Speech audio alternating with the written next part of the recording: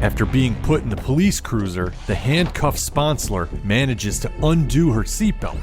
And then, despite officers being near the vehicle, she pulls off a Vegas-level magic trick by, ta-da, wiggling her one hand out of her handcuffs.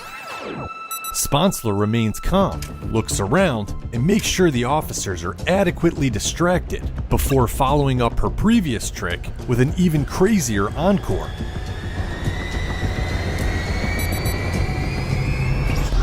God dang! Hey!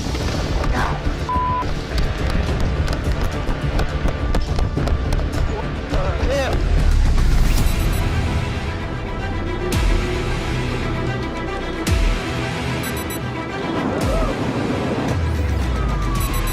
As the stolen cruiser shoots back onto the main road, it narrowly misses a row of